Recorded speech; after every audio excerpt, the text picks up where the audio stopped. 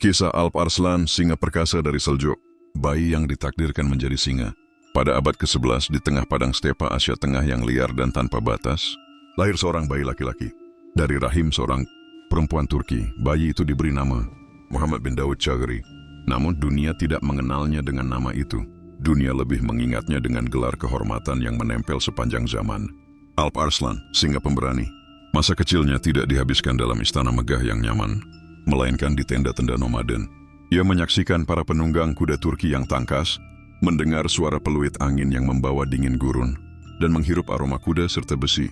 Dari situlah ia tumbuh sebagai anak padang rumput yang keras, tetapi penuh daya tahan. Ayahnya Chagri Bek adalah salah satu pendiri dinasti Seljuk bersama saudaranya Tugril Bek. Dari ayahnya ia belajar bahwa kekuatan bukan sekadar menguasai pedang, tetapi juga menjaga kesetiaan, memimpin dengan adil, dan menanamkan iman di dada rakyat. Dari ibunya ia belajar kelembutan dan doa. Perpaduan keduanya membentuk karakter seorang singa yang sekaligus lembut pada kawan dan keras pada musuh. Pemuda padang rumput. Sejak belia, Alp Arslan sudah menunggang kuda dengan gagah. Ia belajar memanah sambil berlari, melesatkan anak panah yang jaraknya tak terduga. Ia berlatih pedang hingga tangannya melepuh, dan belajar seni perang dari para komandan ayahnya. Namun ia juga seorang pelajar. Ulama dan guru agama kerap dipanggil untuk mengajarinya tafsir, hadis, dan syariat.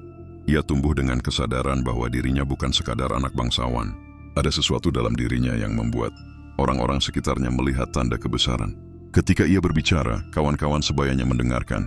Ketika ia memimpin permainan perang-perangan, ia hampir selalu menang. Bayangan kekuasaan. Setelah wafatnya ayah, Alp Arslan sering mendampingi pamannya, Tugril Bek, sang pendiri besar Seljuk. Ia menyaksikan bagaimana dinasti Seljuk meluaskan kekuasaan dari Transoksiana ke Persia, hingga dunia Islam mulai menyebut mereka sebagai pelindung baru. Tugril Bek sering membawa keponakannya dalam sidang militer, dalam perundingan dengan para amir, bahkan dalam doa malam. Dari situ Alp Arslan belajar seni memimpin. Kapan harus tegas, kapan harus sabar, dan kapan harus menggunakan siasat. Naik takhta.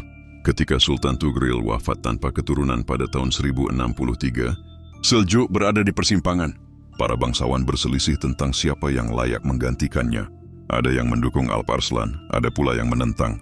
Tetapi dengan karismanya, kecerdasannya, dan dukungan pasukan yang loyal, Alp Arslan akhirnya diangkat menjadi Sultan Seljuk. Ketika ia naik takhta, usianya masih muda. Namun kematangan jiwanya membuat banyak orang kagum. Ia langsung mengambil langkah penting, mengangkat wazir cerdas bernama Nizam al-Mulk. Nizam bukan sekadar penasihat, melainkan otak yang menyusun sistem birokrasi dan pendidikan administrasi. Di bawah kepemimpinan keduanya, Seljuk berkembang pesat, mengukuhkan kekuasaan.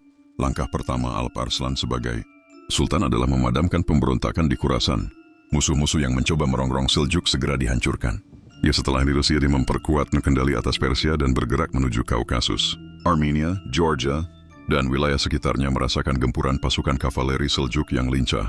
Namun Alp Arslan tidak hanya mengandalkan kekuatan pedang, ia juga membangun keadilan dalam negeri. Pajak dipungut dengan aturan, keamanan dijaga, dan rakyat dilindungi. Ia sering menyamar untuk melihat keadaan rakyat, memastikan bahwa mereka hidup dalam ketentraman. Pertempuran Manzikert, titik balik sejarah. Kebesaran Alp Arslan mencapai puncak pada pertempuran Manzikert. Bizantium, kerajaan Kristen Timur yang berpusat di Konstantinopel, resah melihat Seljuk semakin dekat ke Anatolia. Kaisar Romanos Tripper Diogenes memimpin pasukan besar, puluhan ribu jumlahnya, untuk menghadang Seljuk.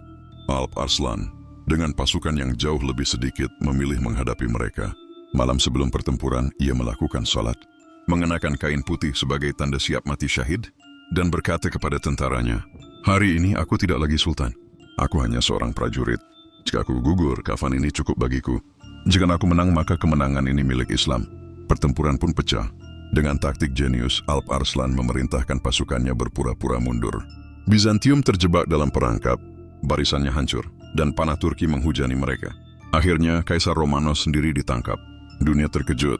Seorang Kaisar Romawi Timur ditawan oleh seorang penguasa Muslim. Namun alih-alih membunuh atau mempermalukannya, Alp Arslan memperlakukan Romanos dengan hormat. Ia bahkan menegur Kaisar dengan penuh kebijaksanaan, menunjukkan bahwa kemuliaan seorang raja bukan hanya pada pedang, melainkan juga pada akhlak. Kemenangan ini bukan sekadar kemenangan militer. Manzikert membuka pintu Anatolia bagi bangsa Turki. Suku-suku Turki bermigrasi besar-besaran ke tanah itu. yang kelak menjadi fondasi berdirinya Kesultanan Turki Utsmani berabad-abad kemudian, tahun-tahun terakhir dan wafat. Setelah Manzikert Alp Arslan melanjutkan ekspedisinya ke timur, menundukkan benteng-benteng di Asia Tengah, Armenia dan Transoksiana. Namun ajal mendekat secara tak terduga. Pada tahun 1072, ia mengepung sebuah benteng pemberontak di Asia Tengah. Seorang komandan kecil yang ditawan menolak tunduk. Saat dihadapkan pada Sultan, pria itu menyembunyikan belati dan menikam Alp Arslan. Luka itu parah, dan dalam hitungan hari sang Sultan berpulang. Sebelum menghembuskan napas terakhir, ia berkata dengan kerendahan hati, "Aku bukanlah pemilik dunia. Dunia ini hanyalah pinjaman. Aku datang ke dunia dengan telanjang, dan aku pergi dengan telanjang. Segala puji bagi Allah, Tuhan semesta alam." Ia wafat di usia sekitar 40 tahun. Masih muda untuk seorang penguasa besar, namun meninggalkan warisan yang abadi. Warisan sang singa Seljuk. Alp Arslan dikenang sebagai sultan yang mengubah arah sejarah. Ia mengokohkan dinasti Seljuk, menata pemerintahan dengan bantuan Nizam al-Mulk, dan mencetak kemenangan terbesar dalam sejarah Islam di Manzikert. Lebih dari sekadar seorang penakluk, ia adalah pemimpin yang penuh iman, penguasa yang rendah hati, dan teladan keberanian. Tanpa dirinya, pintu Anatolia mungkin tak pernah terbuka bagi bangsa Turki. Tanpa dirinya, sejarah mungkin berjalan berbeda. Nama Alp Arslan tetap hidup, bukan hanya sebagai singa padang rumput, tetapi sebagai singa umat Islam yang rugi bila dilupakan dan semakin harum ketika dikenang. Apa saja yang dilakukan Alp Arslan semasa hidupnya? Belajar sejak kecil di padang rumput Asia Tengah, ia tumbuh sebagai penunggang kuda dan pemanah yang tangkas, sekaligus dididik dalam agama Islam, strategi perang dan kepemimpinan. Mendampingi pamannya Tugril Beg, ia menyaksikan langsung proses berdirinya dan berkembangnya dinasti Seljuk, serta belajar seni pemerintahan dan siasat dari pamannya. Naik takhta sebagai Sultan Seljuk pada tahun 1063. Setelah wafatnya Tugril Beg tanpa keturunan, Alp Arslan berhasil meraih dukungan para bangsawan dan pasukan untuk menjadi sultan. Mengangkat Nizam al-Mulk sebagai wazir, ia mempercayakan urusan administrasi kepada negarawan jenius ini, yang kemudian membangun sistem pemerintahan, pendidikan, madrasah nizamiyah, dan hukum yang kokoh, memadamkan pemberontakan di Khurasan dan Persia. Ia menegakkan kembali kewibawaan Seljuk dengan menundukkan wilayah yang mencoba memberontak, memperluas wilayah kekuasaan. Di bawah kepemimpinannya, Seljuk memperkuat kendali atas Persia, Armenia, Georgia, dan wilayah Kaukasus, menegakkan keadilan dalam negeri. Alp Arslan menjaga keamanan rakyat, menata pajak, dan kerap dikenal sebagai pemimpin yang rendah hati serta dekat dengan rakyat. Memenangkan pertempuran Manzikert pada tahun 1061. Dengan pasukan lebih kecil, ia mengalahkan tentara besar Bizantium yang dipimpin Kaisar Romanos Emperor Diogenes. Ia menggunakan taktik perang tipuan mundur untuk mengecoh musuh. Ia berhasil menawan Kaisar Bizantium, peristiwa besar yang mengguncang dunia. Ia memperlakukan Romanos dengan hormat, menunjukkan kebesaran jiwa, membuka jalan migrasi bangsa Turki ke Anatolia. Kemenangan Manzikert membuat Anatolia terbuka bagi suku-suku Turki yang kelak menjadi fondasi Kesultanan Turki Utsmani, mengukuhkan Seljuk sebagai pelindung dunia Islam. Alp Arslan menempatkan Seljuk sebagai kekuatan besar yang melindungi tanah suci dan dunia Islam dari ancaman luar. Melanjutkan ekspedisi ke Transoksiana, ia berusaha memperluas kekuasaan Seljuk ke Asia Tengah, menaklukkan benteng-benteng dan wilayah strategis. Wafat tragis pada tahun 1072. Saat memimpin pengepungan sebuah benteng di Asia Tengah, ia ditikam oleh seorang tawanan. Dari luka itulah ia wafat, meninggalkan pesan terakhir penuh kebijaksanaan. Ia mengingatkan bahwa dunia hanyalah pinjaman, dan manusia datang serta pergi dengan telanjang tanpa membawa apapun selain amalnya.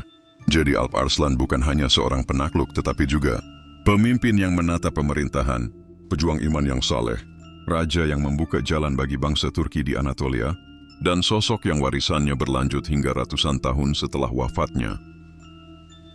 Ketika aku menatap wajah Kaisar Bizantium yang ditawan, aku melihat diriku sendiri. Jika ia berada di posisiku, mungkin pedang akan menebas leherku. Tetapi aku memilih jalan yang lebih mulia, memberi ampunan. Sebab kekuatan sejati seorang raja bukanlah menumpahkan darah musuh, melainkan menahan diri ketika mampu melakukannya. Manzikert bukan hanya sebuah pertempuran, melainkan pintu takdir. Dari pintu itu umatku masuk ke tanah baru, dan dari pintu itu pula sejarah berubah. Tetapi ingatlah, kemenangan hanyalah ujian. Apakah kita bersyukur ataukah kita lalai? Kemenangan tidak datang dari banyaknya prajurit, melainkan dari keyakinan yang teguh. Satu pasukan kecil yang beriman akan lebih kuat daripada lautan tentara yang hatinya kosong. Ketika aku menunggang kuda di padang rumput luas, aku belajar satu hal. Dunia ini terlalu besar untuk dimiliki, tetapi cukup kecil untuk diamanahkan. Maka janganlah engkau menjadi pemilik, jadilah penjaga yang adil. Seorang pemimpin bukanlah mereka yang hanya berkuasa dengan pedang. Pedang hanyalah alat, tetapi hati yang bersih, keadilan yang ditegakkan, dan doa yang tak pernah putus itulah yang menjadikan seorang raja lebih besar daripada kekuatan seluruh bala tentaranya. Aku dikenal sebagai singa Seljuk, tetapi aku tahu singa pun akan mati. Yang abadi bukan tubuhku, bukan istanaku, bukan kerajaanku, tetapi doa nama baik yang kuukir dengan keadilan dan doa. Itulah warisan yang tidak akan binasa. Ketika rakyat tidur dengan tenang di doa malam hari, itulah kemenangan terbesar bagi seorang raja. Apa artinya menaklukkan 1000 kota jika rakyatmu doa sendiri hidup dalam ketakutan dan kelaparan? Aku selalu mengenakan kafan doa sebelum perang, sebab aku tahu kematian bisa datang kapan saja. Dengan kafan itu aku berkata kepada diriku sendiri, jangan takut mati, tetapi takutlah bila mati tanpa membawa iman dan amal.